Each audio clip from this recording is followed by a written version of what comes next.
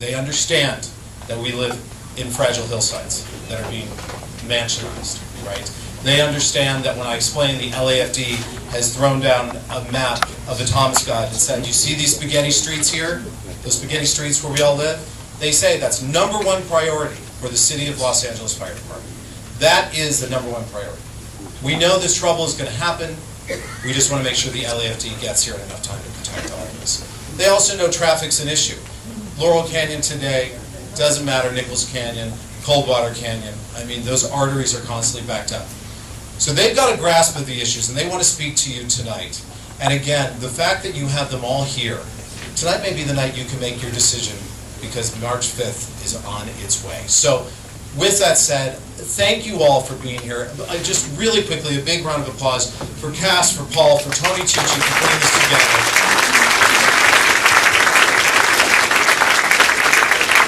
Our goal tonight is to get you home in time to watch NBC4 News at 11. And that is the goal we're going to achieve.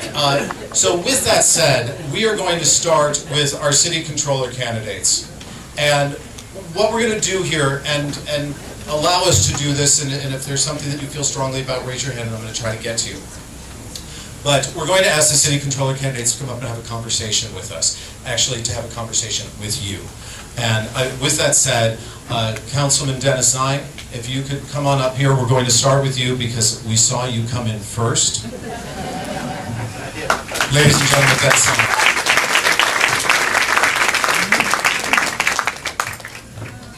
Say hello to the crowd, sir. Hello, crowd. Take this mic, I'm going to grab it.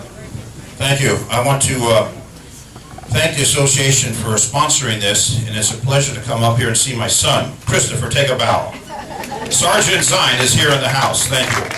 He's one of your neighbors, by the way. Dennis Zine, I'm a native Angelino. I spent my entire life here in the City of the Angels, and my dad was a gardener. So I came from what we call humble beginnings. And I learned in the family hard work, determination, dedication, and you can accomplish something. Well, I joined the Los Angeles Police Department, and at the age of 21, entering the police academy, I did 33 years protecting the people of this great city. 33 years in the LAPD. I'm very proud of that career, and I'm very proud that my son has followed my footsteps. He's a sergeant now working in North Hollywood Division. From my time at the Los Angeles Police Department, I learned how to deal with issues, how to deal with communities, how to deal with problems, and how to solve those problems. And part of that time, I was a director with the Police Protective League. Learned how to do negotiations and how to represent people, represent those that are serving the community. I was fortunate to be elected to the Los Angeles City Council, the 3rd District, the Southwest San Fernando Valley, which is Tarzana, Woodland Hills, Canoga Park, Pasito, and Winnetka. And that was nearly 12 years ago. In my capacity as a city councilman, I've been able to serve my community and build that infrastructure. Now, when you talk about development, I'm sensitive to overdevelopment. And what's happened in this community is you have overdevelopment, and I don't want to criticize your council member, but the fact is, what I'm hearing tonight is horrifying. What I'm hearing tonight shouldn't be happening. We shouldn't be neglecting the animals, and I've received the endorsement support from those that are supporting animals, and to find how we come up with a solution. What I want to do as the controller of the City of Los Angeles is address those issues. The controller has the ability to go into any department. And if you got a problem with building and safety, we go into building and safety. We do performance audits, we do financial audits, we do what needs to be done for that particular department to make sure they're responsive. While the council sets the salary, the council sets the budget, the controller makes a determination based upon the fiscal projections, what's going to happen. So if you're having problems with a department, and you're saying you're having problems with building safety and zoning administrators, we need to know about that. And I was unaware of situations that are happening in this community, and I know that when I travel over Laurel Canyon, it's, if I'm not on my motorcycle, I'm going to be there for a long time. Whether it's the morning commute or the evening commute. And Dennis, with that said, how are you planning on making sure that the building and safety, the staff is in place, their time isn't being wasted, that they're actually addressing these concerns? Because there seems to be a lot of waste. Well, the problem with waste, part of the controller, they examine waste, fraud, and abuse. And you've heard that many times, waste, fraud, and abuse. What you need to go into that department and find out what they're doing with the personnel. the building safety department's asking for additional personnel because building permits have increased. There is, if you travel around Los Angeles, you see a lot of cranes, and the mayor likes to talk about the symbol of Los Angeles is the crane. Well, we have a lot of development taking place in the city of Los Angeles, which means building permits is up. And it's not only grabbing those dollars, those building permit fees, which are thousands and thousands of dollars, but do it in a manner that's logical and reasonable. My focus would be, when we talk about mansionization, I support that to say, we are built out. We have built out this area of the San Fernando Valley where there's not any room to build. We're going to build Laurel Canyon. How are you going to conduct the traffic up and down Laurel Canyon? I mean, the same roads that I drove to Notre Dame High School back in the 60s, the same Laurel Canyon that we have today, and I don't think it's been paved since the 60s, and all you have is ruts and potholes, and the lanes get narrow and narrow because you got the landslides that take place as you get down to Hollywood Boulevard. That is unacceptable. But the first recourse is to go to your council office and have your council office interject and do something. But it's the controller. The controller does the audits. The controller does the performance audits, the management audits. And if that department's not doing their job, then the council and the mayor have to react. And I will tell you what I did is I got rid of the animal services director, Ed Boakes, who was in charge of the animal services department. He did a terrible job, and I was the one that got rid of him. Because I launched a campaign because he was not sensitive to the animals, he was not sensitive to people who loved animals, and I was the one that got rid of him. The mayor finally got rid of him. But the fact of the matter is the controller has also responsibilities, has subpoena power, and the controller is one who can stand up to the council, stand up to the mayor, because the council is elected by the people, the mayor is elected by the people, the controller is the independent individual elected by the people of the city of Los Angeles. Not every city has a controller. But when we talk about waste, fraud, abuse, we talk about the financial aspects, we talk about how we're going to get the funds to make things done, that's what the controller's about. What are you talking about? I'm not done yet. Oh, you are. Okay. Well, I have a plan. Let me just tell you, let me just close with this, because I may have to come back. I'm Okay. going to be really harsh about it. Okay. We need to find the money, track the money, account for the money, have waste, fraud, and abuse, and we need to make sure we're doing performance audits, make sure we're doing financial audits, make sure that those in elective office in the council office and the mayor's office know exactly how much money. We can't live outside our means, and sadly, we've been living outside our means for way too long. With that, if you want me to come back or ask a question, whatever I'm here. All right. Thank you so much. Get a I sign. want to go home and watch Channel 4 News at 11. There you go. I've known you for a long time. Yes. You know, in person, you look younger. With that said, can you stay for a second? Go ahead. Some question. A photo. Yeah. Paparazzi's here. I was the one that got Justin Bieber going down the freeway 100 miles an hour talking about paparazzi. Down with the mic. That was me. All right, go ahead. I won't talk anymore. Can you stay or do you need to leave? Okay, we're just going to put you over here because we want to be able to have a photo opportunity. Ron Galperin, you're here. Hello, sir. Our next candidate for LA City Controller. Hi, Ron. Well, hello. Thank you very much for the When opportunity I to go be like here. this, by the way, I'm not coming in for a hug. I want you to shut up.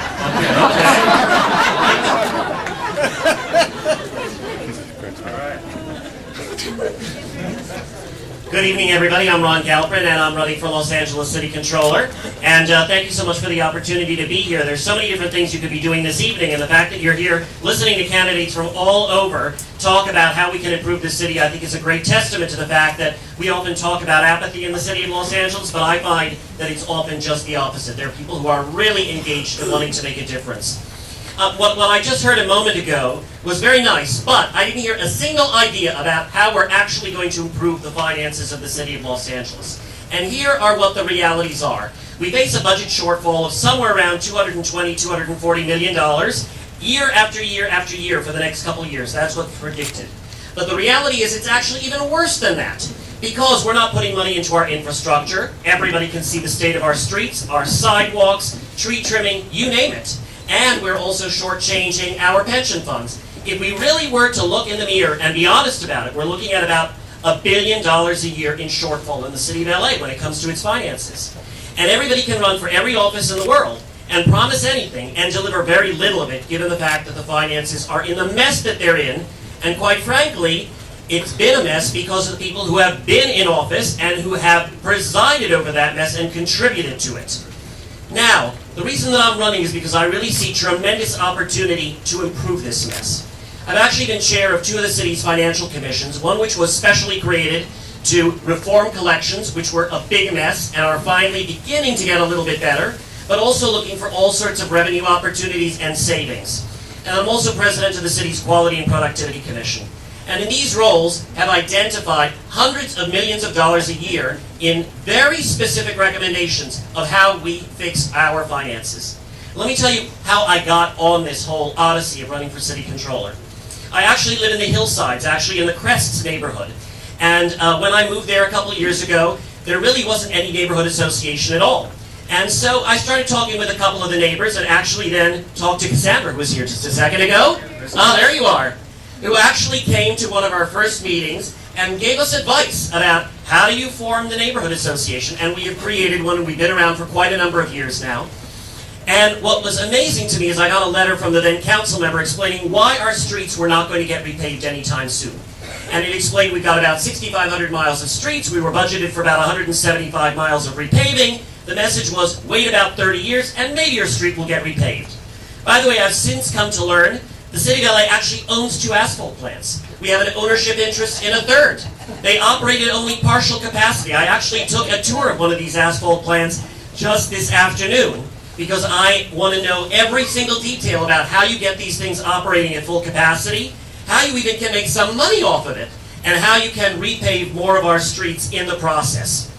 Well, some of the ideas and some of the ways that we can bring in some money. First of all, looking at the vast assets of the city. And when I talk about asphalt plants, it's the tip of the iceberg.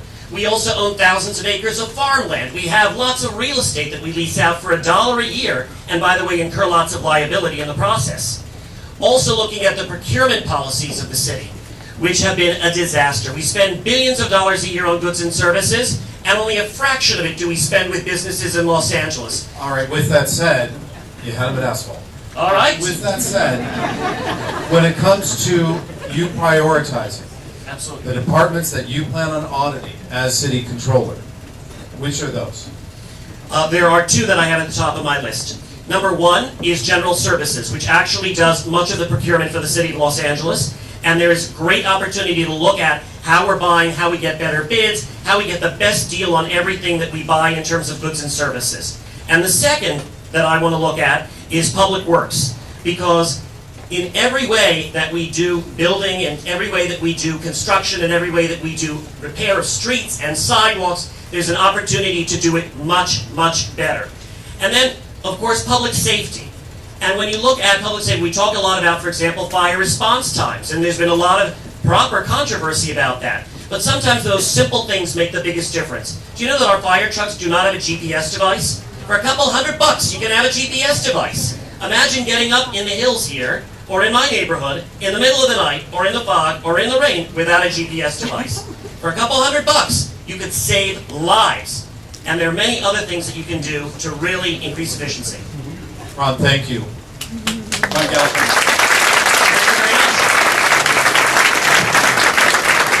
I want to thank both Ron and Dennis for being here with us tonight. And you know what's great about tonight is not only that you guys are all here, which you have no idea how important it is, because I've gone to so many of these events, and as any of these candidates will tell you, this is one very impressive turnout. So again, thank you. What's also great is that not only are you hearing what they're saying, but all of these candidates, this is why this is unprecedented, are actually hearing what they're saying too. So your potential city attorneys and your potential mayor and your potential city controllers are all now getting a vibe for who they may have to be working with in just a matter of months. So with that said, gentlemen, we want to thank you very much. We do not believe we have any other city controller candidates in the audience, and it's too late to sign up. Okay. I want to thank you for coming. We are going to move on to a very important office.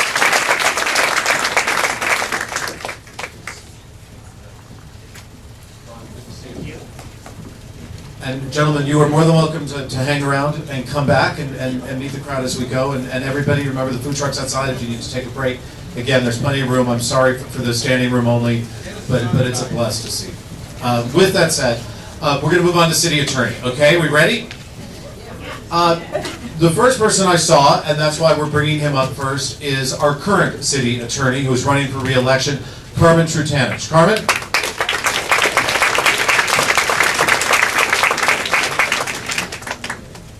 Hello, sir.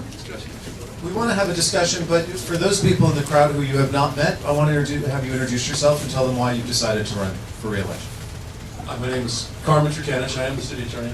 My wife, Doreen, 35 years, is right there. I do that so I don't have a fight tonight when I get home. You guys understand that? I've been the city attorney for 4 years, and it's been an interesting 4 years. We took the office, we saw the Stanley Hills project, which was in essence approved before we got there. And it's been like really trying to change the culture within the office, being co-opted by the client. I think we've done it, we've won on Stanley Hills. But the office itself is a great office. We can handle about 75% of what LAPD does, and crime is down 23% in the city. Violent crime is down about 10% to 11% in the city, and shootings are down about 13%. We, on the criminal side, we're doing a good job. On the civil side, we're winning about 149 of 138 cases. Those are favorable verdicts that where the last demand, right before you impanel a jury, you look over and you say, how much do you want to settle? The guy says, so much, you say no. And we end up with favorable verdicts when we go to trial about 92% of the time. We're trying cases and we're saving taxpayers money, about $285 million. The Stanley Hill project that you guys talk about, that was on this has been sort of a Waterloo for this office.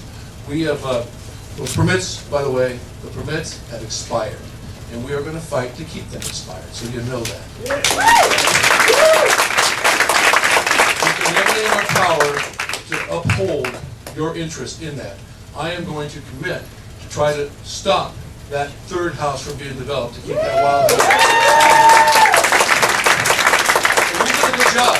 We've done, listen, we're not done though. We have to be vigilant because you know that the developers are going to pull every trick in the book, as they've done along the way. And we can't, according to the Planning Commission, and that's why it's important who chooses mayor and who chooses on the council, because they make the policy. We have to defend the city. The Planning Commission approved this project in 2008. Thank you guys for bringing the lawsuit, because by bringing the lawsuit, we delayed the project, the permits expired, and now we've got to go through the process. But the process is going to be one of defending it now against trying to revitalize those Chris. Defending against those permits. We cannot make them come back to life. That corridor is very important to these hills. And I'll tell you honestly, what you saw on those maps is very, very important to the city of Los Angeles. This is a treasure, and we need to protect it. And we need to make habitat pathways, or wildlife pathways, part of our planning experience. It has to go through that. It has to become part of the CEQA process of review. And without that, we're going to go through Stanley Hills over and over and over again. What you saw on that is very important. Yes, absolutely. And Carmen, this is from one of our valued neighbors who does such a good job of keeping in touch with all of us, Rick Serini. And I think this is a valuable question. Wait, Rick, where did you go? And what Rick asked is, I think, is something that we all worry about. We have this hillside ordinance, but how are we going to enforce it? And how are we going to keep enforcing it? How are we going to designate those hillside fire districts on these substandard streets that we have up here in the county? Because you cannot have dedications for streets as part of a voluntary condition. They've got to be written in and be mandatory. They have to be part of the development plan, and they have to go through the entire process of sequence. What you have right now at Stanley Hills is a perfect example of what should not have happened. They have a 20-foot corridor. It's ridiculous. It is totally ridiculous. And what they did was they bootstrapped one lot after another lot and got approvals. That's got to stop. The city has to have strict guidelines. The hillside ordinance we pushed through on our watch. We pushed that through, got it in. But I'm going to tell you right now, that's still not enough. That's still not enough, because all it takes is votes on the council or votes at the planning commission, and we can't stop that. That's the policy part of this of the city process. I'm the city attorney, and we do the legal work for the city. The hard part has been on my job is changing the culture. And we've done that in this office. Jane Usher, who was the head of our land use division, used to be a planning. Those of you know her. And she has been hard-nosed on this project. I met with her today on this project specifically, as where we go in the future. And the future is That third home should not be developed. Ladies and gentlemen, Carmen Buchanan, your current city attorney, running for city.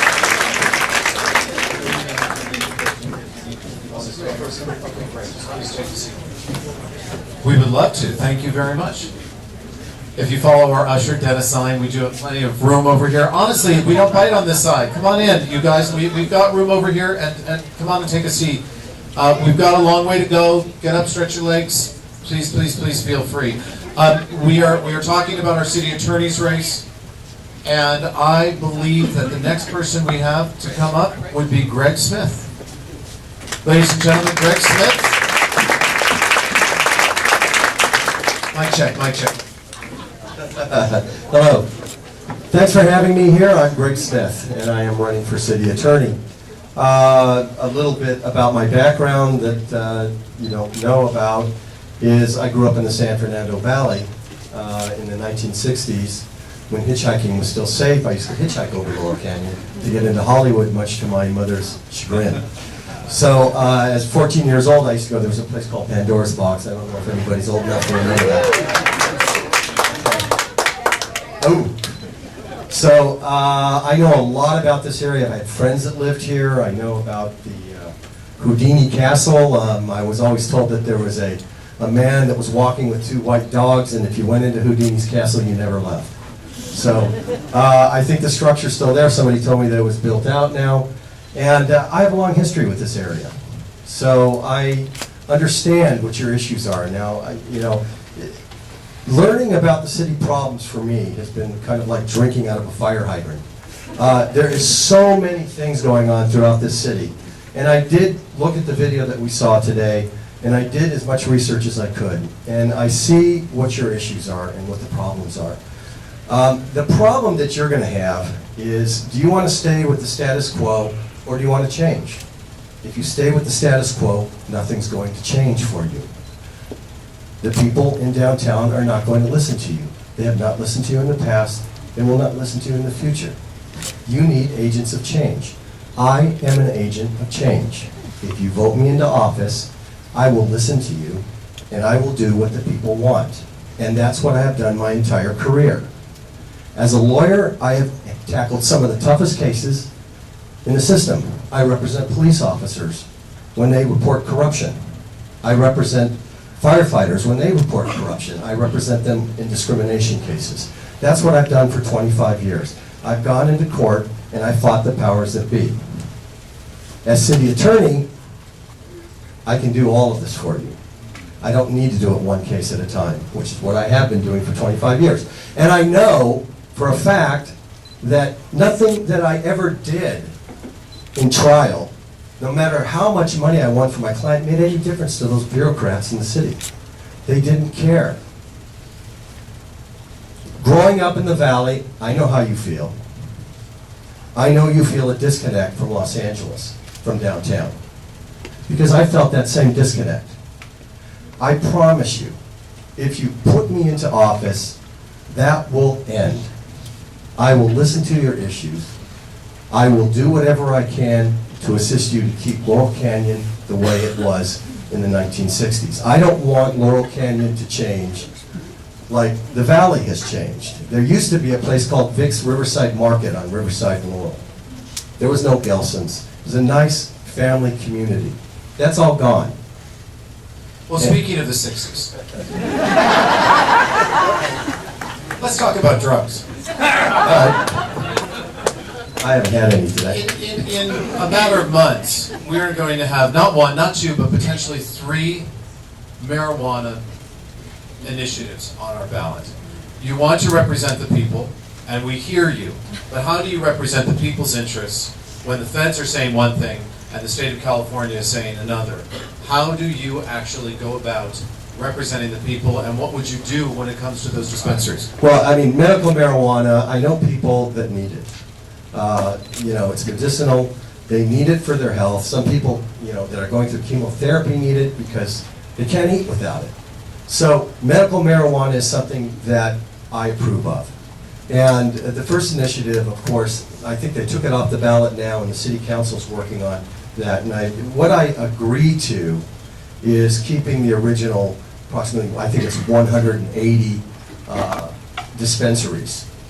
The problem has been that there's close to 1,000 dispensaries now, and that's a big problem. So I agree in principle that medical marijuana is something that is important to people, because people that are sick need it.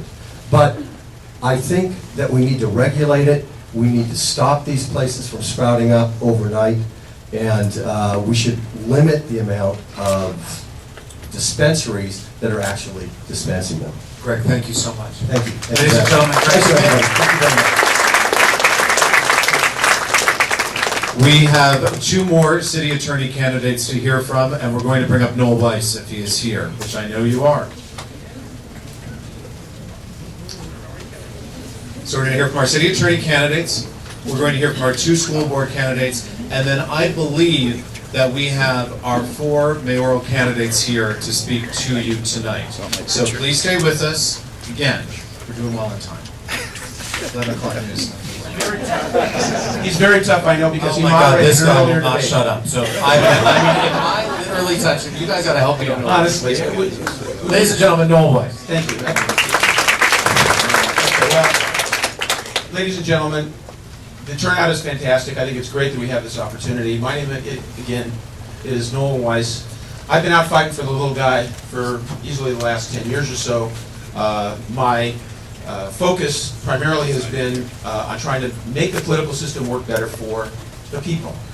And I've succeeded, and particularly in land use cases, Lincoln Place being one of them, other land use where basically in the way that it works, and I'm not telling you, I don't think anything that you don't know, but there's a lot of bait and switching going on, where the AG just did it actually with the Farmers Field. They'll go in there and they'll say, anything that the council and the community want to hear in order to get the entitlements. These entitlements are very valuable. Puts money in their pocket. When it comes time to enforce, after they get the entitlements, they modify the conditions, they change the conditions, they ignore the conditions. Your concerns, and I do want to address specifically the concerns of this community as reflected in this situation, because again, it's the same thing over and over. Building and safety, not enforcing. Who the councilman is for this district is going to be important, because see, the way the city council works, again, I'm sure most of you probably know this, but the way it works is there's called the rule of 15. It's silent. It's not written anywhere. And if I'm city attorney, that rule changes. But the rule says whatever the councilman of their district wants, the rest of the council automatically goes along with it. That means there's no debate. It's always 15-0. Appeals that come before the council are never thoughtfully and thoroughly reviewed, discussed, or debated. The result is what that councilman says goes, and the rest of the community basically gets screwed. Now, the city attorney, both current and past, have pretty much been silent. And if you don't know already, I'm the other reform candidate on the ballot. I'm looking to make the system work better for the people, because it's not working that way at all. The city attorney, regardless of who you want as mayor, regardless of who you want as controller, you need a check and balance. Because none of these people will stand up here and tell you that they want to be whatever they want to be to screw things up. Nobody runs for office saying, vote for me, it's going to be worse. Everybody's going to tell you, it's going to be better. But something happens when they get in there, whether it's the power, the feel of power, again, this rule of 15, the sense that their sweat doesn't smell, I don't know, the air conditioning in City Hall, you name it. But the bottom line is, the city attorney is your check and balance. That has not been the case going forward. So, with specific reference, since I'm sensing the time, number one, with regard to this project, city attorney can form a task force, basically what I would do. The purpose of that task force will be to do that which the council does not do, which the planning commission doesn't do, and which the planning department doesn't do. Draw in all of the different points of view, the conflicting economic interests, the conflicting political interests, and basically give you and those involved an opportunity to speak on what the various impacts of the situation. The importance of that is because my view of the city attorney, again, is somewhat different. I view the city of LA as a public trust, ladies and gentlemen. The trustee of that public trust is the corporation that's in the charter, the municipal corporation known as the city of LA.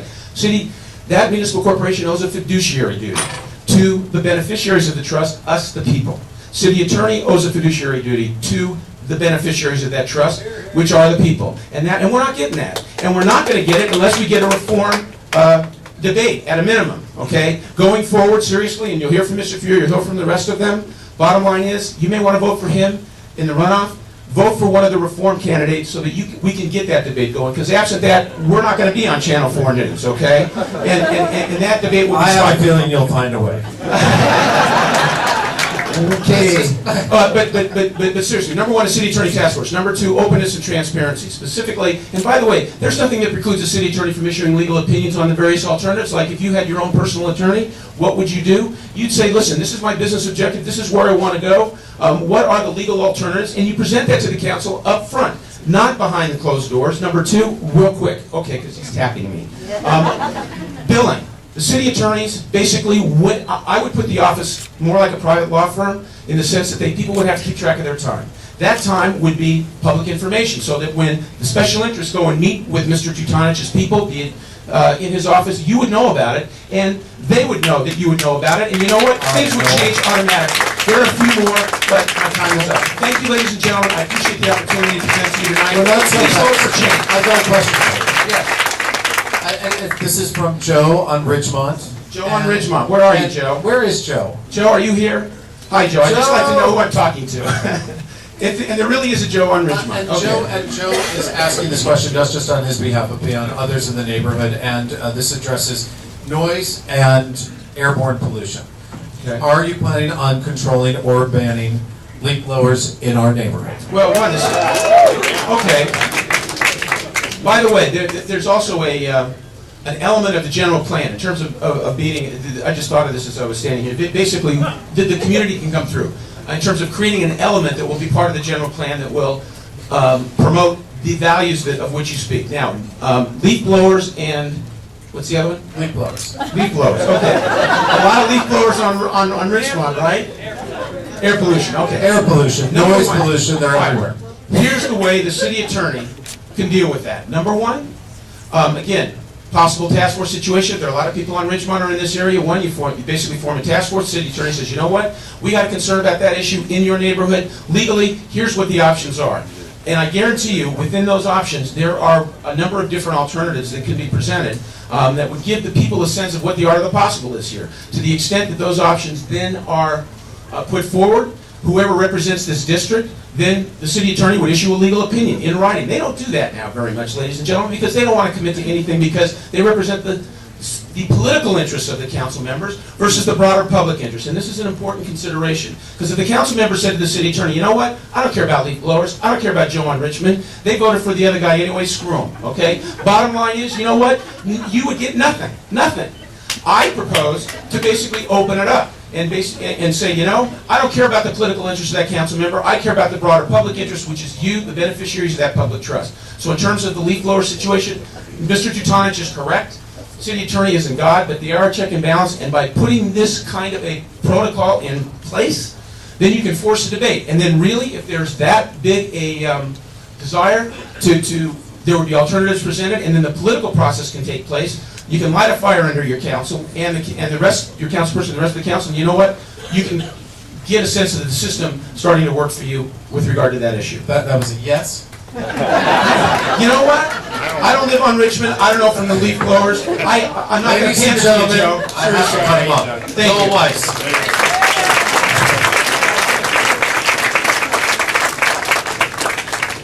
Okay, we are going to bring up our final city attorney candidate. Ladies and gentlemen, Mike Fearon.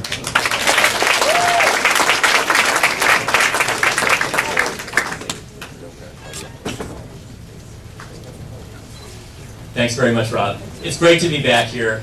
We've known each other for many years. Thank you, I appreciate that a lot. We worked together when I was on the city council. We fought to protect the legitimacy of the Hillside Ordinance. We fought to keep open space in the Santa Monica Mountains with success. We fought to assure, even on details relating to this school, we fought to assure that there was an adequate emergency response plan for the students attending this school. We've known each other for many years on a lot of issues. And the issues that led to the presentation earlier are important to all of us. I was talking to River, who was the spokesperson who said we're back in the nature-y part of town when we're here. I thought that was great, and we are.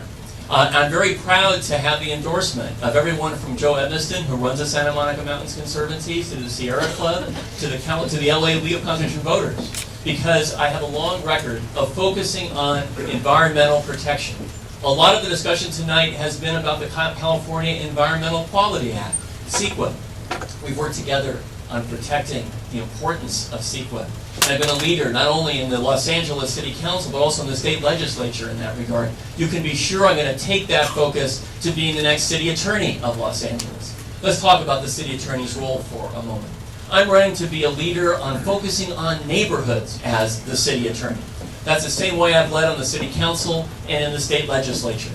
What does that mean to talk about focusing on neighborhoods? It means working closely with everyone from our senior lead officer, Officer Sanchez, to those of you in the Homeowners Association, to neighborhood councils, to schools, to assure that the top priorities in each community get the attention from the leaders of the whole city. I'm also focused on issues that pertain to the whole city of Los Angeles. A good lawyer is someone who focuses on solving the biggest problems for his or her client. I want to run to be a problem solver, a key problem solver in the city of Los Angeles. Many of you know that I've written many of the most important gun violence prevention laws in the nation as a city council member, as a member of the state legislature. And in this race, I have the support of the Brady campaign to prevent gun violence. Senator Dianne Feinstein, LAPD Chief, former Chief Bill Bratton, and others. Because of that leadership, the city attorney should be a champion on preventing gun violence. And I'm the only candidate in this race to have prepared a specific plan to grapple with gun violence and school safety, two critical elements in any community. So for tonight, I want to be here to share those priorities with you. Many of you know my background. Before I was elected to office, I was the director of Beth Tzedek Legal Services, the House of Justice, which, as you know, thank you, the applause is for Beth Tzedek, I know, that's okay, we'll take it. As you know, Beth Tzedek represents the most vulnerable people in our society. Senior citizens being abused in nursing homes or losing their homes to scam artists. Kids living in slum housing. No one with any money. So they came to Beth Tzedek tens of thousands of times when I ran that organization, and we got great results almost all the time. So the LA Daily Journal said I was one of the 100 most influential lawyers in the state when I ran Beth Tzedek. I want to bring that focus on human beings, on recognizing that we all deserve justice and representation, combined with the legislative expertise I've developed on the council and as a state legislator, to do what the LA Times said I will do when they endorsed me for this position of city attorney. To bring real leadership to a city at a time when all of us recognize we're at a defining moment, the page is turning on who's going to lead our city in the future. We should have those who can really represent the interests of each neighborhood in that office. I hope you'll choose me for that job. And Rob, please. With that said, I would have taken the hug, just so you know. all right. With that said, Paul has a question, and I'm going to read this. I'm going to read this from Paul, and it's about the Hillside Ordinance, and it's about the ability, the city's ability, your office's ability to require those narrow land exactions as permit conditions to protect our wildlife corridor. Is it possible? Is there more that can be done? I don't know, Paul, if it's possible to do that. It is something, we work together on so many issues together, the Conservancy, to focus on everything from assuring that the access to Fryman Canyon was the way it needed to be for folks, to dealing with animal issues. So you can be sure that this is one issue which I intend to work closely as I talk about focusing on neighborhood concerns with you, with the Conservancy, and others. I can't give you a precise answer because I don't know yet what the answer is. But what you do get with me is a long history of environmental leadership, a long history of protection of animals, and a long history of working closely with the Conservancy and your neighborhood to promote your most important priorities. And that's what I can pledge to do on this issue. Thank you. Michael Pura, coming in on time. Now, I just want to say, no matter for whom you vote in this election, it has been a real honor to represent you as a city councilman and most recently as a state legislator. Thank you for the opportunity to do that. I really appreciate it very much. Mike, thank you. You've just heard from the 4 city council candidates. So this, again, unprecedented. City attorney candidates, thank you. I don't know what they're running for right now. I've known you for many years. Okay, so you've now heard from your 4 city attorney candidates, and this, what is still unprecedented, continues to be an unprecedented night we're going to talk to, because we are, in my opinion, the best elementary school in the state of California. Actually, it's not my opinion.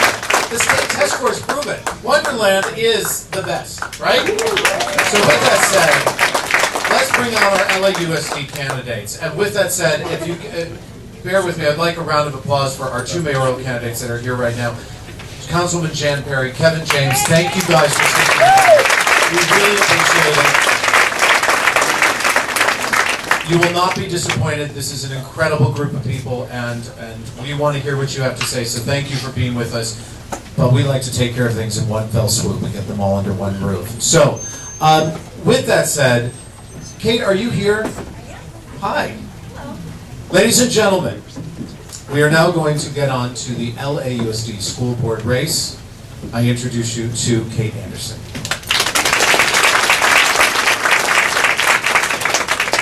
So thank you all for coming here tonight. I want to thank the Laurel Canyon Association for having us, and I want to thank Wonderland for hosting us. I understand that we have some members of the student council in the audience. Is that true? Do we have any members of the student council here? They might have gone wrong. In the back, I want to give a round of applause for student council. Cheerleaders. My name's Kate Anderson, and I am running for school board because I believe that LAUSD can and should provide a world-class education to all of our kids. Los Angeles used to be the envy of the nation. We used to have a school system where everyone felt great sending their kid to their local public school. That's not the case now, but it absolutely can be the case again. And I've got the skills, experience, and motivation to do it all. Some people ask me how, and I'll give you a preview. I'm a mom of twins, and I know how to get things done. My first job out of college, frankly, even before I graduated college, was with Congressman Henry Waxman in Washington, D.C. And I learned from that phenomenal man, the government can be a force for good in the right hands. I worked for him both before law school and after law school. After law school, it was on the oversight committee, which is experience that we desperately need in LAUSD right now. We need somebody with oversight skills to go into that $7 billion bureaucracy and make sure we're spending our money right. Yeah, $7 billion. It is a giant bureaucracy. I came back to Los Angeles. I started to work at a law firm downtown, and after I had those twin daughters of mine, to make a very long story short, I convinced that law firm to open the first child care center, sponsored by a law firm west of Mississippi. And that took the kind of coalition building skills that we need in LAUSD right now. I got deeply involved in my community. In fact, I was president of my neighborhood association, so I've been at a lot of these meetings. I understand that community is the bedrock of good government, and I understand from being the president of my neighborhood association, being on my community council, how to work with community, how to bring community in, and how to make community help make a system work. And then for the last year and a half, I've been the policy director of a statewide nonprofit called Children Now, and we do advocacy for kids in healthcare, early education, and K through 12. So for the last year and a half, I have been steeped in best practices around how to turn our school system around, which we desperately need here in LAUSD. But the thing that drives me the hardest, the thing that, in my opinion, makes me the most qualified for this seat, is I've got skin in this game. Those twin daughters that I mentioned are in 3rd grade at Mar Vista Elementary, a school a lot like Wonderland, a school where the parents feel tremendous about sending their kids to that school. But as a parent, I have experienced the problem that I think exemplifies the biggest change that we need to make in LAUSD. So my daughters had a great set of kindergarten teachers. They had an out-of-the-park first grade teacher. This was the kind of guy that a parent would dream about. He would open the class early every day. He'd encourage the kids to come in. He would do flashcards on the rug. He could keep a room full of 6 and 7-year-olds engaged all day. We still, to this day, talk about Mr. Maylander in our home. But when the budget cuts came, despite the fact that there were other teachers in this school who, quite frankly, the principal acknowledged, other parents advocated, and other teachers recognized were not as effective as Mr. Maylander, because Mr. Maylander was a junior teacher, he was let go. To this day, I still cannot explain to Darby and Emmeline why a system designed to educate our kids would let that man go. And there is no reason in the world that a system designed to educate our kids would let a man go just because he hadn't been in that seat as long as somebody else had been in that seat. Right now in LAUSD, the only factor we use to determine who's going to be up in front of our kids is how long they've been there. It's a seniority system, and that makes no sense at all. We need to meaningfully evaluate our teachers, and not just using test scores. It should be a multiple measure evaluation system with observation being the biggest piece of it. We should celebrate our great teachers. We should support our good teachers and make them great teachers. And we should celebrate and support even the teachers who aren't great, but if you are not able to become a great teacher, let's find the thing that you can be great at, and let's open up that seat to somebody who can be great in front of my kids. And Kate, with that said, and if you would expand on this voice a little bit, many of the problems the LAUSD has is they're losing teachers. Teachers who don't want to stay, teachers who don't want to battle the UTLA, the union that is making it very hard for them to succeed. So what is the best way to try and fix that, to encourage teachers to stay within the LAUSD and to make sure that they don't have to follow that seniority system within UTLA with all the other requirements? I am so glad you asked me that question because, as many of you probably know, I am facing a good man who's got a good heart, backed by UTLA, the teachers union, who is diametrically opposed to the changes that I am proposing here. They are steadfast defenders of a status quo that absolutely has to change, but it is not teachers that want to defend that status quo. In fact, I was talking to a young TA back here who is interested in becoming a teacher. This seniority-based system doesn't help her. It doesn't help so many of the great teachers, and they are so frustrated by a system that doesn't recognize and celebrate them and treat them like the professionals they are. So that's what we need to do. We need to treat our teachers like the professionals they are. And then what I encourage those teachers to do, stay in the system and run for the board at UTLA. It's beginning to happen. We are getting a more progressive leadership in UTLA, and that's exactly what we need in order to change the system. Okay, Kate Anderson, thank you very much. Stay with me for a minute. Steve Zimmer, are you here? Okay, Steve Zimmer's not here, so let's do something sort of nutty. Does anyone have any questions for Kate? You can get her one-on-one. You want to come up? No. Okay, we can hear you. Go ahead. I voted for something that was supposed to be money for our kids, save our public schools. Yes, then it turns out to be for the developers. And the developers are getting it all, and they're building these beautiful schools, and then teachers are getting fired. So if I'm voting for these bond measures, they're supposed to help our schools, and they're building these shiny new schools, but firing teachers, what good is that? It doesn't make any sense at all. We did, as a city, many, many years ago, vote for a bond measure that allows us to build lots of schools and do lots of maintenance, but not hire any teachers. One of the good things that is beginning to happen with some of that bond money that I do support, and the way that the law works is bond money can't be used to support teachers. One of the things that Superintendent Daisy has recently done, which I think makes a whole lot of sense, is he has supported a pilot project to bring technology into our schools.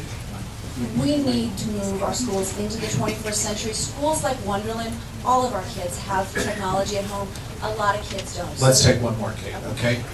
My understanding is you really support charter schools. Where do you stand on that? Thank you for that question. Let me tell you, I support good charter schools that are supporting our kids, but we need to make sure that we are holding charter schools accountable, that we are making sure that they play by the rules. And how do you do that? How do you hold them accountable? Oh, no. Oh, they absolutely are. They're taking public money. By taking public money, we have the authority to say, if you're not playing by the rules, we can shut you down. And LAUSD has been far too shy about doing that. On average, charter schools do know better than traditional schools, but it's because we let too many charter schools that aren't serving our kids continue to take public dollars, and we absolutely need to stop that. I support the charter schools. They're doing a great job for our kids, and I support bringing those reforms into the system, but where you're not doing a great job serving our kids, then we should shut you down. Kate, thank you very much. Ladies and gentlemen, Kate Anderson. Again, the floor was hers. Steve Zimmer was not here, and I don't believe he is here. So again, Kate, thank you very much. Great questions, great crowd. And Kate, if you are elected, by the way, first rule of order, we need a new clock. Okay, are you guys ready? I know you've been patient. And this is the moment, this is the race, this is the granddaddy of them all. Let's bring up who is here. We've got 3. Tony, okay, we've got 3. We've got 1 missing. We're going to start without that 1 candidate. Actually, I'm going to have you guys come on up, and we'll introduce them as they come out. This is Councilwoman Jan Perry. Kevin James.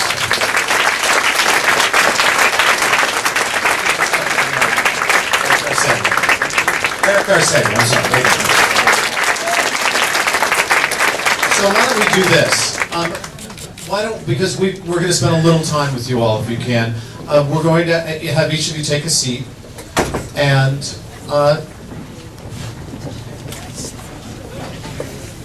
because of time frame, and I understand, are you guys pressing at any moment? Does anyone have to go first? Okay, great. So,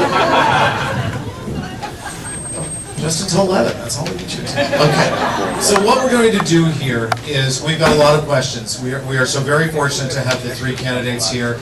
If Controller Gruhl does get here in time, we will put her up on the stage, but again, in terms of time and fairness, we are going to start with the candidates that we have. We have a lot of questions for them. Jan, would you like to go first? Okay, come on up and say hi. Oh, great, you can, it's up to you, you guys can. Okay. Would you like a podium to start? Okay, great. Or a full-service community, whatever you need. Okay. I'm going to give you this mic. Would you like it on a stand? Would you like to? Thank you very much. It's very considerate. Well, good evening, everybody, and I'm really happy to be here. My name is Councilwoman Jan Perry. I'm Jan Perry. I want to be your next mayor. Election day is March the 5th. I want to just tell you a quick synopsis of who I am, and then I guess we'll get to the questions. I worked with the Laurel Canyon community back in the 1990s as a staff member for the council member at the time, Mike Wu, and I understand and recall the effort and the passion that people exhibited towards the preservation of Fryman Canyon as open space and for the development of the Hillside Ordinance and the development of the Mulholland Scenic Corridor Plan. So I understand how passionate this community is and what you have done to maintain and preserve the quality of life in the canyon. Now, in the course of this campaign, I've met many people throughout the city, and I've represented myself downtown in South Los Angeles for the last 12 years, and I can say with great certainty through my own personal experience that communities do a very good job of expressing their views, and they know what they want, and they know how to advocate very well on behalf of their own interests. For myself, I respect advocacy, and I began my career in City Hall as a planning deputy, and I think that we should respect community interests in the development process. I also recognize that our city is going to continue to grow, and so growth where it makes sense is where we will focus. And that's where I focused the last 12 years in downtown Los Angeles. I brought a jobs housing balance. I built a lot of housing for people who are frail and elderly and formerly homeless, single women recovering from domestic violence, grandparents raising their grandchildren, and I did it all near a transportation system so that I could get people out of their cars and provide alternatives. I have a 21-year-old daughter, and I view the future of the city through the eyes of my 21-year-old, someone who doesn't want to buy a car, doesn't want to pay for insurance, doesn't want to pay for gas, and would like to have options for herself and her peers to be able to get around this city. I say all this to tell you that I have fought for the people that I represent, and I will fight for you to make sure that you get your share of revenue, to protect your wildlife corridor, to protect your open space and your green space, because I know that that is something that is important to community interests, no matter where you live in the city, and to preserve natural habitats and animal rights. Seeking a balance in all of these interests is important. I represent a community that is very short on resources, so I partnered with the Amanda Foundation to offer free spay and neutering services at our neighborhood farmers market, where you can come to South Los Angeles and have Zumba class, buy fresh fruits and vegetables, and get your pets spayed and neutered all in one stop. So it's good. I worked with, I'm serious, it's true.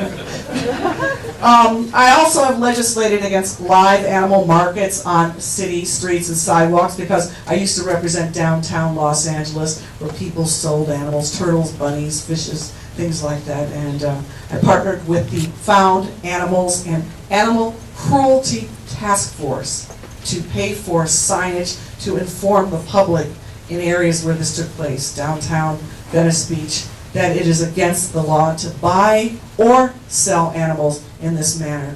Now, if you want to know about my environmental credentials, many years ago, you might remember that you, the voters, passed the Clean Water Bond, and I took that Clean Water Bond money and leveraged it and built 2 man-made wetlands to bring more wildlife and to begin to build a wildlife corridor in South Los Angeles. So that I have one at 54th and Avalon. That's 10 acres, and then one at Slauson and Compton, so children in the southern part of the city get to see herons and egrets and Canadian geese and turtles and the things that all children should be able to see no matter where they live. Now, I've been a responsive representative, and I've focused on making sure that we keep the libraries functioning and the parks clean and functional. I've also taken on some very difficult tasks, and that is our city budget. I think our fiscal situation is still very fragile, and it's very important going forward to address our structural deficit. I'm sure you know, since you're well informed, that 70% of our budget goes to fire and police, but we still struggle as revenues fall short in meeting our obligations. So as the next mayor, I intend to work with labor, the private sector, the city council to find lasting solutions to our budget challenges, and I think this can be done, and it must be done, because we have to meet our core obligations to all of you to provide your core city services, and particularly up here, brush clearance and fire access and good roads that are safe. I know the city well. Come on, you're holding on. Come on, just come on. I have not taken the path of least resistance, and I've been very forthright about addressing the challenges that our city faces. And I want to thank you very much for the opportunity to present myself to you this evening. Thank you.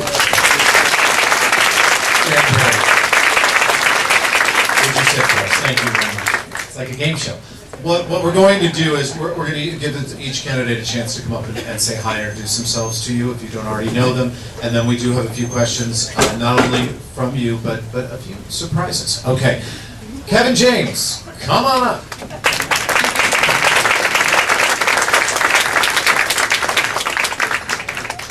I've known you a long time. Yes, many years. Many years. Thank you for the invitation. I am Kevin James. I'm running for mayor of Los Angeles. It was January 1, 1993, that I moved in to your neighborhood. I live in Laurel Canyon. It is the neighborhood that I have lived in the longest period of time of my life. Lived here for just now over 20 years.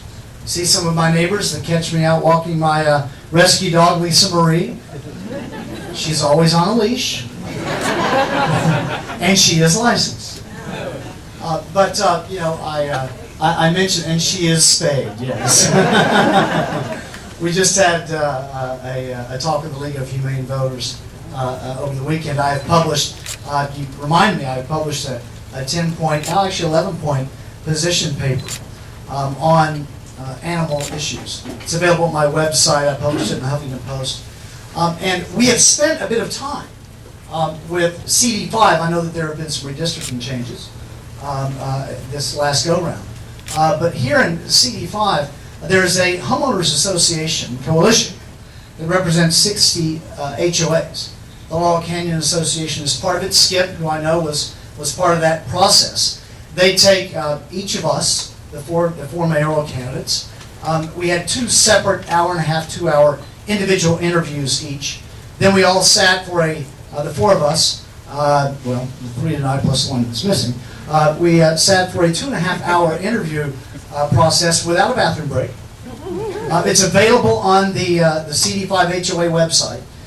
And their questionnaire has been published, a very detailed questionnaire on the 4 of our candidacies, and detailed information about our campaigns and our answers to important questions. And they took a survey. And at the end of that survey, your coalition of HOAs selected me out of a field of 4 with 54% of the vote. I mention that because I am a good Laurel Canyon neighbor. I understand the issues that are important to you. And what I heard earlier tonight is that you don't feel like so many other people across this city don't feel that City Hall has been listening to them. Our neighborhoods across the city feel shut out. We have heard, and maybe some of you have followed some of the mayoral forums or even the televised debates or heard discussion that we've had on radio. You hear across the board that in the future, City Hall will be more responsive. Well, why is day one on year 13 for my opponents the right time to do that? A little bit about my background. I practiced law in Los Angeles for 25 years. I have an accounting background and an accounting degree. That's important when we deal with budget issues. 25 years as a lawyer. That's important when you look at the fact that we have to renegotiate existing contracts with our city employee unions. Years as a federal prosecutor here in Los Angeles. That's important to solve the problem of the culture of corruption that has grown in City Hall, including the Building and Safety Department. I have been in leadership and at the helm of AIDS Project Los Angeles for years throughout the 90s. One of the largest AIDS service agencies in the world. We were a $20 million a year agency when I was in leadership there. It is today. It's important because it demonstrates a management skill and style at a time of crisis that we need in today's mayoral office. Finally, I've been a broadcaster covering Los Angeles for the better part of a decade. And that's important because to be the mayor, particularly of a large city like Los Angeles, at a time that it needs reform, you need someone who has worked with the media, has been a part of the media, that has the persuasive skills and the communication skills necessary to bring the voters along and the public along on reform items. Because there are going to be some items that this mayor is going to have to challenge the existing special interests in City Hall to get around. That includes our public sector unions, it includes the billionaire developers, and sometimes it includes a Los Angeles City Council. And there will be time when I'm going to have to go around the council and come to you to get signatures on a proposition to bring reforms to Los Angeles if we can't get it through the council. Now, I want to close with this before Robert steps up and gives me the hug. It takes leverage to get work done and to get things through the Los Angeles City Council. And many people ask, many people feel, how can we hold our elected officials accountable? Because you can't fire them. You can fire department heads, fire commissioners, in the private sector. You know what you can do to solve problems that you have in your own company. But with elected officials, you have one chance every election cycle to hold them accountable. And your chance is coming up in just 11 days, on March 5th. So do keep that in mind when you hear our answers to questions tonight. Thank you for your participation, and it's great to see so many neighbors in the room. Kevin James. And now we're going to bring up former council president, current city council member, Eric Garcetti. Thank you, Robert, and thank you to Jan and Kevin, and I'm blown away that this is the best place to be on a Friday night in Los Angeles. This is amazing to see the turnout on a very cold night. Thank you to the Laurel Canyon Association. Thank you to Friends of Wonderland and the Wonderland community as well. Don Wilson and everybody who has made this such a special campus for so many years. This is a remarkable place to be and a remarkable moment in our city as well. So thank you for caring. You go contrary to everything you hear about Americans not caring about politics. You know, if you look at, I don't care if you watch Fox or MSNBC, what passes as politics these days is people shouting at each other, not actually listening to each other. We've lost the ability to have these spaces and these places to engage in the most basic level of democracy, to hear, to question, to understand, to look at someone's eyes and to get a feel for who they are. And I appreciate that both directions as well, the dialogue that will ensue. I'm running for mayor as a fourth generation Angelino who loves this city, who grew up here in Los Angeles, whose grandparents and great-grandparents fled wars in Russia and in Mexico, crossed rivers, crossed oceans to come here and to find safety. But they found more than safety when they came to Los Angeles. They found a place of incredible beauty and opportunity. They settled in different parts of the city, first on the east side in Boyle Heights, then in South Los Angeles, where my dad grew up, my mom in West Los Angeles. I grew up in the San Fernando Valley. In these hills, my first home, I was brought back from the hospital, was on Woodcliff in Sherman Oaks, and then Woodley Avenue in the middle of the San Fernando Valley. Now I live with my wife and my beautiful one-year-old daughter in Silver Lake, just a few hills over from here. And at this moment when I look at Los Angeles, I'm running for mayor because I want this city to work again. And I mean that in two ways. I want it to literally get back to work. I want our economy to recover. So all the things that we're talking about doing tonight, whether it's more funding for our schools, whether it's our ability to pave the streets, whether it's our ability to make sure there's green spaces and protections, that those can happen. But I also want the city itself to work again. I want City Hall to be a place that, as I have done as a council member, returns your calls, answers your questions, fixes your problems. And people have kind of said, well, what about the big things? I'm a strong believer you can't do big things unless you take care of the little things. Coach John Wooden used to tell his players that small things are vital. Small things lead to big things. And in my own district, I took over an area just a little bit to the south and the east of here about 11 years ago. You remember those neighborhoods, Hollywood, Silver Lake, Echo Park, Atwater Village. 11 years ago, they were not places that people spent a lot of time. There were empty storefronts there. Hollywood, in the late 80s, there was a Chamber of Commerce study done, and the average tourist stayed there for 23 minutes. They came to the Chinese theater, looked this way, looked that way, saw drug deals, saw prostitution on the streets, and went someplace else to find Hollywood, whether it was Universal Studios or Beverly Hills or Disneyland. If you went through Silver Lake, there was empty storefronts. Echo Park, where my wife and I lived for the last 10 years, we heard gunfire every weekend. Atwater Village was a place you drove through to get from Glendale to downtown.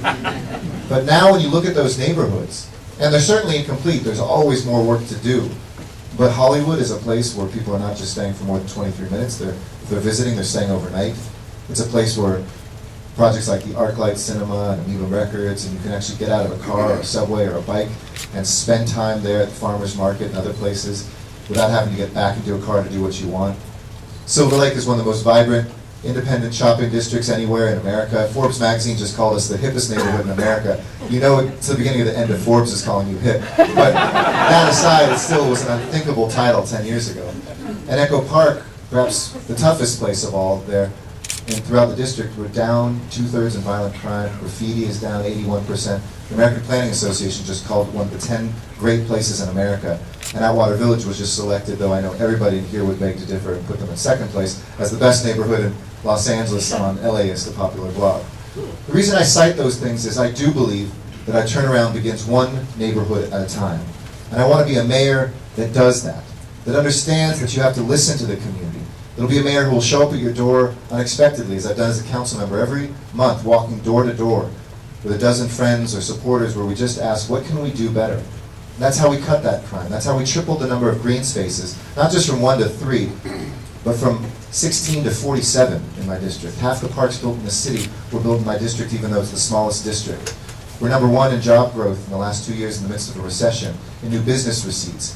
We helped the school district build double the number of schools, and we didn't let those walls that divide us from the schools stand in the way, so we put an after-school program in each one of them. We built facilities using city funds, and we were able to do that turnaround. Now I want to make that work citywide. And no matter which one of us you support up here, I hope all of us in this next week will talk to 5, 10, maybe 200 people on Facebook to say, you know, half the people who voted in November will vote if statistics hold true in 11 days. And yet who the mayor of your city is more important to you than who the president of the United States is in terms of your daily lives. So let's get out there and vote. Let's tell people this is important. I'd be honored to earn your support. You can find more information at ericgarcetti.com, and I look forward to your questions, and thanks for coming out on a cold night. What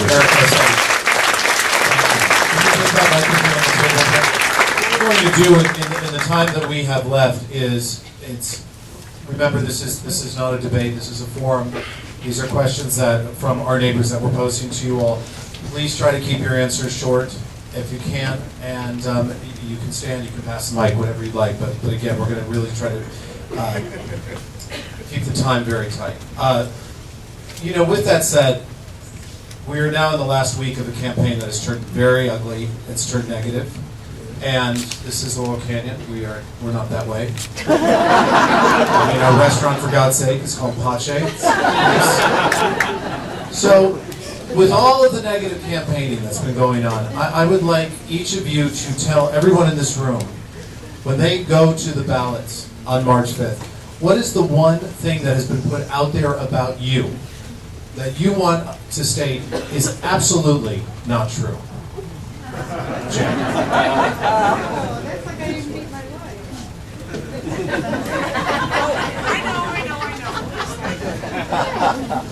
I'm not combative. No, I believe in my principles. I will fight for what I believe in. And if I feel that people are being disenfranchised and disrespected as part of a political process, I will stand up and I will fight. And I don't make any apologies for that. I think that's what I should do. That's my job. Thank you very much. Kevin?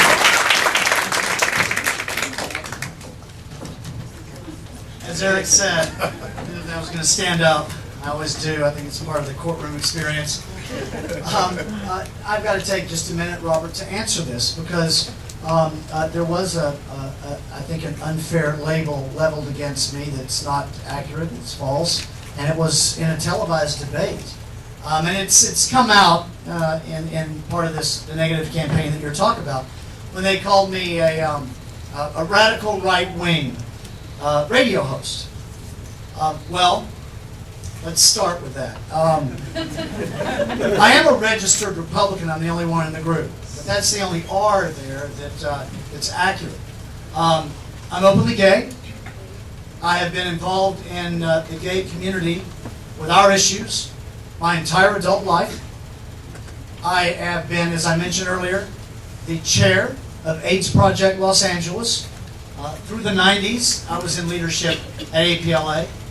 I was raising money in the West Coast in the early 90s when Bill Clinton was elected for the campaign for military service for gays in the military then. There's been some criticism that because of an independent expenditure that was set up to benefit my campaign, that there is a well-known conservative donor, and he is a well-known conservative donor. However, he also has given significantly to the League of Women Voters. He's given significantly to Planned Parenthood. But what the media has left out is the well-known liberal donor, the Henry Crown and Company. If you do research on the Henry Crown and Company, that has also put 6 figures reportedly into the independent expenditure that benefits my campaign. They're the 4th largest donor to President Obama in 2008 and 2012. All right, Kevin, I'm going to cut you off there. Okay. We wanted just one. We didn't realize you had a laundry list. Well, it was such a, you asked about a term, so I had to just, you asked for the evidence, Robert, down, you got Kevin. the evidence. Eric? Thank you. So I think I would say that there's some who, I was asked by Conan Nolan, I'll be, both Jan and I think are going to be on Sunday on Conan Nolan, but we tape a few days ahead, about whether I've been strong enough Sorry, to stand that up. would be on what channel? On Channel 4, KNBC, where the camera's gone. And one of the finest channels here in the city. And whether or not I've stood and fought for things. And my leadership style is, I said today to Conan, if you don't listen well, you can't lead well. That's both as a city council member, one of the reasons I was elected 4 times by my peers to be city council president. And I kind of used to joke that was the wrong title, I should have been called group therapist. Because what you have to be able to do is to listen and to lead. And I think it's critically important, and Kevin brought up independent expenditures. Part of the reasons I'm not backed, for instance, by the DWP union, the same reason Ms. Perry is not, is we stood up and created a ratepayer advocate for the people of Los Angeles. And now there's $2 million coming in the last few weeks of this campaign, completely unregulated, after we've devoted our lives for 2 years to going to parties in many of your living rooms and in small spaces and places to raise a little at a time. The $2 million can come in. I think that shows I have stood up, that I have been independent, and that I have delivered on things like pension reform, on things like our health care costs, on making sure we make the cuts. Okay, thank you. So Eric. that would be the main thing as well. Okay. And that's my one. All right. I love this question because so many of you have asked this question, and as your neighbor, I'm in full agreement. Red flag parking restrictions. What's going on with red flag parking restrictions? According to this question, these restrictions are enforced on again and off again. Isn't it time for the City of Los Angeles to request a construction moratorium until the City of LA has made a proper intelligence study on the safety of the situation here in Laurel Canyon? Eric, we're going to start with you again. I'm going to ask you to limit to a minute. Sure, absolutely. There are certain legal rights that people have, obviously, but I think it's important to consider that, and I would certainly be open to that. The red flag, I live in and represent an area with a lot of red flag days, too, with some of the same issues and problems. And we should not be setting up a system, two things. One, that is a gotcha system so that people get tickets. And second, we need to ensure, obviously, safe access for public safety vehicles that are here. If you have construction in certain areas that make that impossible on those days, we have to absolutely look at either slowing down or putting some sort of moratorium on that. But we have to do that within legal constraints. Absolutely, I'm open. Do you want me to go next, Rob? Yes. Okay, I'm already For 1 standing. minute, please. I'm standing, so I thought I'll do that. Look, this is just another example of where this city council, this city government gets so many things wrong. Something I want to mention that's very important that you need to know. Right here in our community, the fire department response time, average, 9 minutes, 23 seconds. Right, that is 203 seconds, if my addition is right, over the national guideline. The fire department response time, something that was brought up by concerned citizens. This city government knew about the response time lag 10 years ago because Laura Chick put it in an audit, a report then, and they ignored it. This is a public safety issue.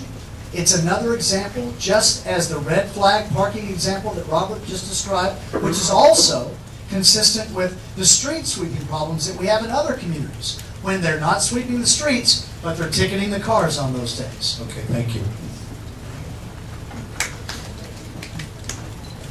We have to be consistent in the way that we provide service and to protect access and to make sure that you can get in and out of your houses and that any emergency vehicles can access you in your houses. And so enforcement must be regulated, and we should establish a mode of communication, a hotline or whatever, directly into the mayor's office. And for the hillside communities, if it is not being enforced consistently and if people are put at risk, and if we do have to go to a moratorium to move a study forward, then I would be willing to commit to doing that.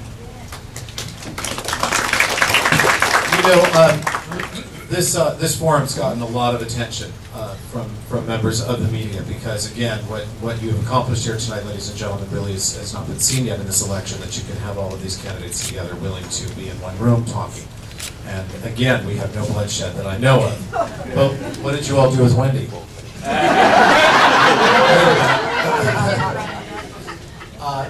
So we have a few questions from respected journalists around town. This one is someone named Rick Orlov, who, if you read the Daily News, he's absolutely outstanding. He asked if we would allow him to ask a question, and I think it's a good one, so I hope you all allow me to ask this of our candidates. The caveat here is that Rick has told me what he thinks they're going to answer already. So here in this room, we're going to ask them not to give us the same stump speeches, okay? Rick's question is, and Kevin, we'll start with you. What would the city look like a year from now under you as mayor? Rick writes, we've been trying to get them to be specific now, and we've had no luck. So we're going to ask you to be specific for the people here in this room for the first time. What would the city of Los Angeles look like a year from now under you as a mayor? You will have fewer space available signs around Ventura Boulevard, a number of other business locations across the city of Los Angeles. There will be fewer potholes. We will make progress towards the thousands of miles of busted sidewalks. But perhaps most importantly, you will have, within the first 30 days, an honest fiscal assessment of the city of Los Angeles' finances and how close we are to bankruptcy or how far we are away from bankruptcy. We have not had that in city government. We must have it in city government. And whether you are talking to public sector unions or to neighborhood groups, they don't feel like they are getting specifics, they don't feel like they are getting an honest answer on finances. And another number that they are looking for is how do we solve the $200+ million estimated city deficit? Well, I start with freezing the city raises that are set to go forward in the coming year that reportedly is $167 million. Those are specific numbers, that's a specific plan, and it gets us a long way towards solving the budget deficit because it is the ground floor of so many other of our common problems. Mr. Garcetti, what would the city of Los Angeles look like a year from now? First of all, you'd see a lot of new talent coming in. I'm going to ask all my general managers to reapply for their positions. And I didn't do that to send shockwaves through City Hall, but the mayor has the power to hire and fire general managers. It's like a president or a governor brings in his or her own cabinet. Nobody's ever done that before, and I want to hire those folks collaboratively, or at least get the input from communities before we put people in place and say, how are we going to judge you? We've never had a mayor with metrics. I don't know how to judge our general managers right now because they don't put out there what it is they are going to accomplish. Secondly, we'll have a chief technology officer in the city of Los Angeles. We're a $10 billion enterprise without a chief technology officer. He or she will help you put government in the palm of your hands like you have in my own district, where we develop smartphone apps where you can take a picture of a pothole of graffiti through the GPS in your phone. We know where it is, and it takes you 20 seconds to get that to us so we can get to work. We'll have a 24-hour return policy for phone calls to city departments, and we'll have the metrics to show what departments are delivering on that or not. And lastly, we will have an estimated reduction and a goal set for how quickly you can get a business up and running in the city of Los Angeles. It shouldn't take a year and a half in a lobbyist for a restaurant to open up in LA.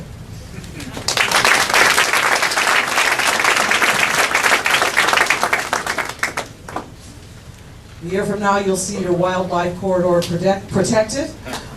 You'll see a resurgence in the shade canopy across the city to cool our temperature and to clean our air. You'll see a greater emphasis on the creative arts. You'll see your children who are over 20 years old finally moving out of your house and finding apartments down below that are affordable, and they won't need a car because they'll be taking public transportation and you'll get that extra room back.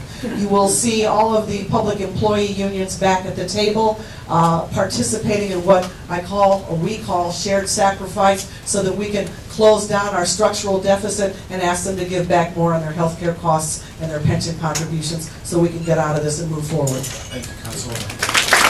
Just a note here, it's about 8:50, we are going to end at 9 o'clock, and hopefully the three of you could stick around and say hi to everybody as they get a chance to stretch their legs. So we do have a few more questions, so we'd like to keep it really brief. Give me 1 second, I'll come to you when they answer this, okay? You're sitting right now in the gem of the LAUSD. With that said, the LAUSD, most people I believe here agree from what I'm reading, is a mess. It's too big, many people feel. Do you agree? And how do you fix it without sacrificing stellar schools like the one you're sitting in right now?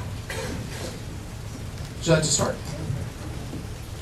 I've done a lot of work with LAUSD over the last 12 years, and I've grown very fond of learning communities because I think it enables schools to break down and to really focus on the needs of students, given their interests, and design curriculum to move communities forward. And I said I've worked in South Los Angeles for the last 12 years. Now I just finished working with a high school that has a language arts academy and a digital arts and technology academy inside of it to really help these kids focus and to tie that to careers that are out there already, jobs, so that if they choose not to go to a four-year education, they'll be able to go straight to work and have middle-class jobs.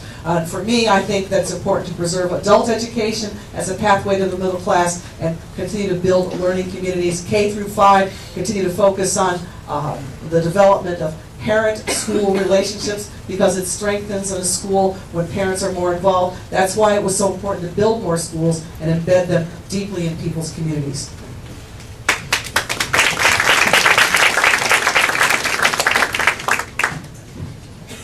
You a number of things to be a good partner with the LAUSD to improve our school districts, to find reform-minded folks. First of all, I have supported the Parent Revolution, which is results in the parent trigger legislation, because I want to incentivize parents to have more involvement in their schools. I drafted and published it in the Huffington Post, calling on the LAUSD to create a trade tech diploma that gives students a choice while they're in school, because not every student chooses to go to college, but every student should be career ready when they graduate. And it gives them an opportunity to graduate from high school on something where they can find their passion. I work with a group called Urban Compass at Bourbon Day in South Los Angeles. It is a work-study program. Let's bring the work-study program through the LAUSD and put it in our public school system. And yes, we have to bring arts back into our schools, because kids that find passion have a reason to be there, and a reason to succeed, a reason to come to class, and a reason to graduate.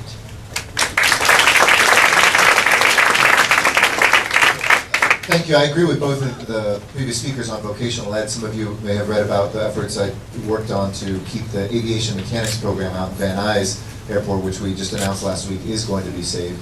That's an example where 30,000 jobs are going to be needed in the coming years in this country. They're hiring. You don't need a degree. You start at $20 to $25 an hour. You get to 90,000 in your first few years. It's a great example of what LAUSD can do right.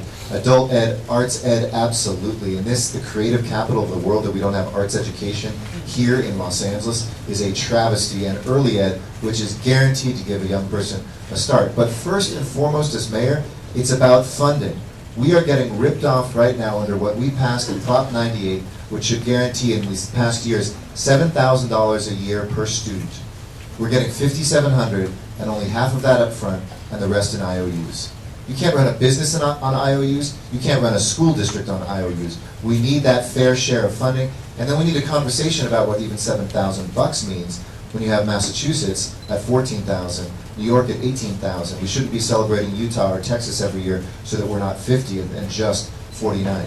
Lastly, what I would do is look at breaking down the walls. What can a mayor do directly? A school just like this in my district, in the Hills in Mount Washington Elementary School.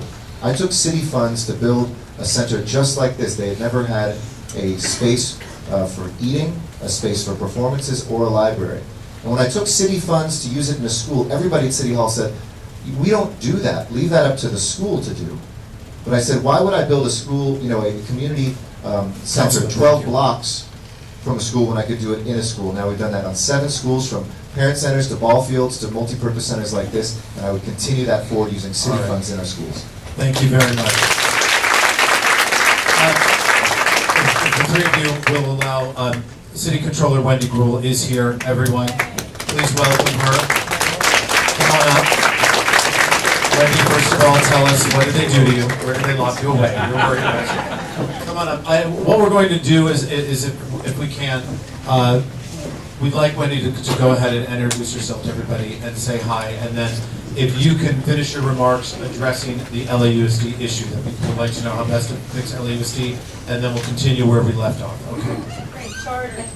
And thank you. And how it was described to me is I could choke when I got here from another event and get to speak, so I apologize. I didn't know there was going to be an official kind of forum here. But I thank you very much. I'm glad to be here as someone who has worked with this association as a council member and now, of course, as a city controller of Los Angeles.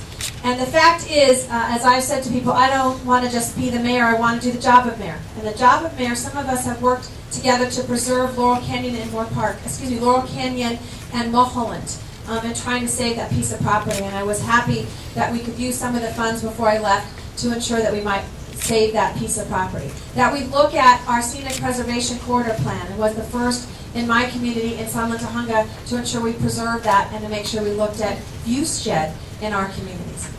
And as I look at Los Angeles, I want to be a mayor for all of LA, so no part of our city is left behind. And that's more than just a saying. What it is saying is it doesn't matter where you live, you should have the same kind of education. It shouldn't depend on your zip code. It means that if you want to go to a safe and clean park, you shouldn't have to drive 10 miles to make that happen. If you want to call 911 and get the same services for your paramedic services, it shouldn't matter whether you live in Bel Air and Boyle Heights, you get the same response. When we look at our city, we have a lot of opportunities to create jobs, to make sure that we bring back our wonderful Hollywood in our communities. And the fact is that in Los Angeles, we've seen runaway production, not ranaway production, not runaway production. We need to encourage that we have the kind of jobs, the technology jobs and the entertainment jobs and the future of Los Angeles in manufacturing and a wonderful, of course, fashion industry that we have in LA. There's a lot of opportunities.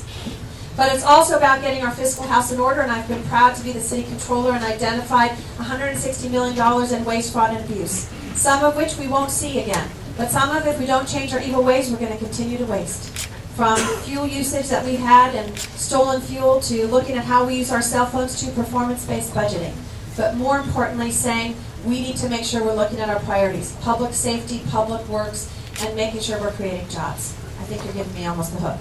But I want to talk about education, because we can't have a world-class city without a world-class education system. I'm a proud graduate of LAUSD. How many of you went to LAUSD here? See, you're proud, okay. I have a son who was in 4th grade at Colfax Elementary School, just on the other side of the hill. A great school, a fabulous school. But when we started in the neighborhood, it was at a 650 API.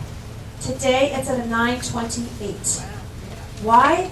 We had a principal who came in and said, we will not accept the status quo. We had teachers who said, we want to be part of the solution. We had parents who demanded that they have a voice and a choice about what kind of education their kids were going to have.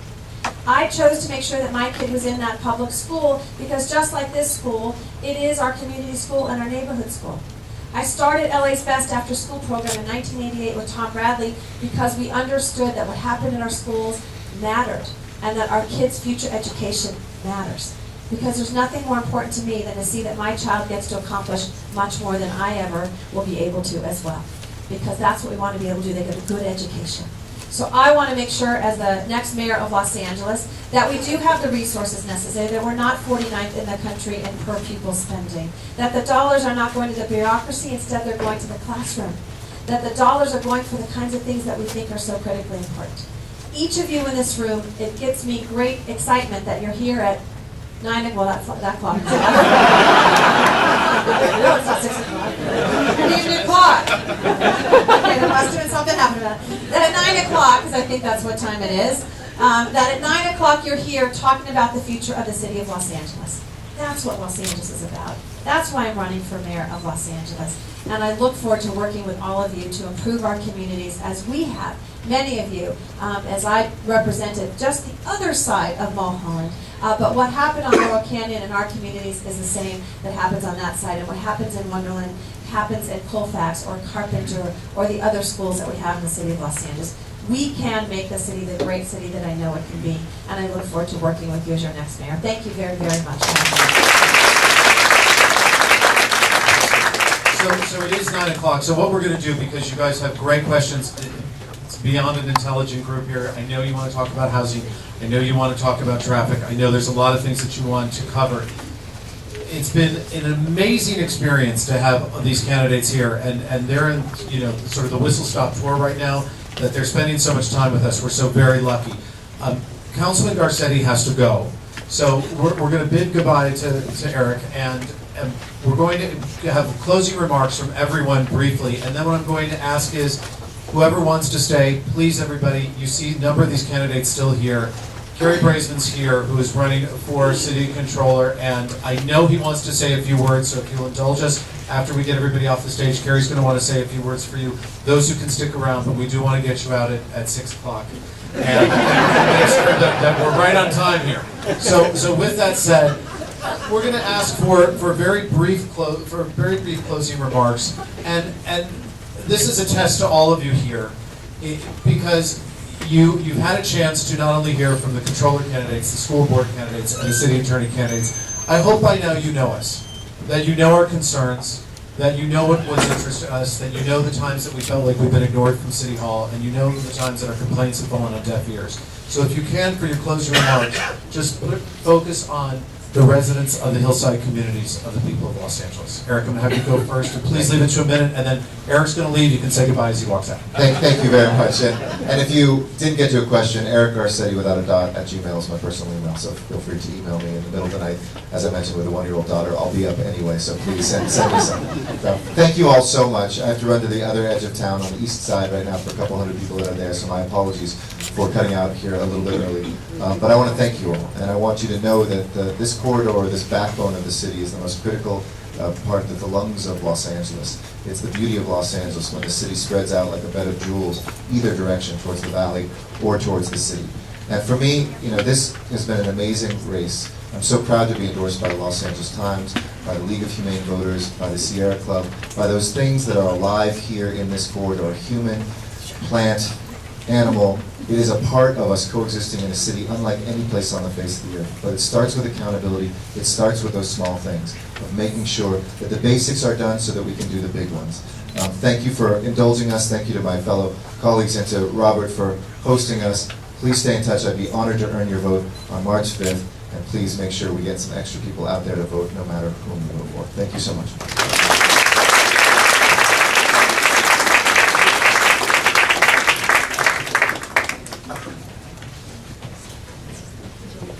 Robert, thank you. We've known each other a long time. We've been neighbors for a very long time. He obviously knows Mr. Garcetti as well. Bye, Eric. Yeah. What I want you to know about me is what my neighbors here know about me, and that is how important this community is to me and to my life. As I said, I've lived here longer in this neighborhood, and I'll tell you where I live.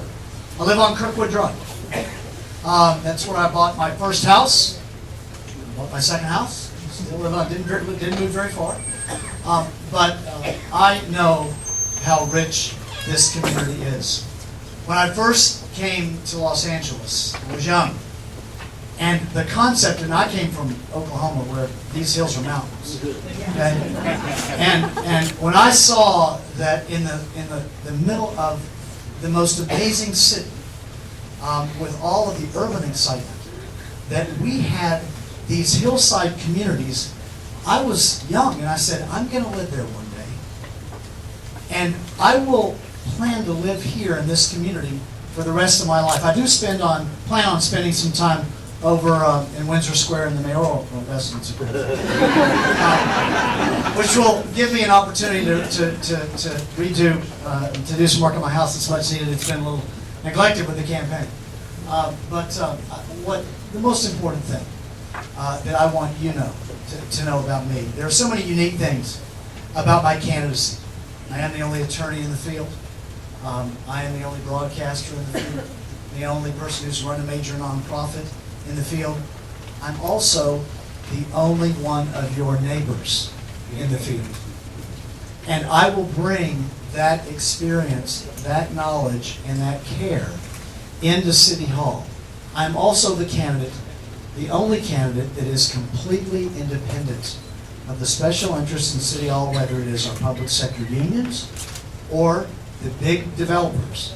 And why that matters is because the private sector and our neighborhoods have been left out. I will open City Hall to you, and thank you for your time tonight. Councilwoman Jan Perry. Thanks, Robert. It's been great to be able to stand here tonight, just share a few thoughts with you. Laurel Canyon is an exciting community of people who are extremely knowledgeable about development issues and hillside issues. And I got to tell you, I walked in here tonight, put my coat down, and I was immediately approached by somebody who had a proposal that they wanted to discuss with me.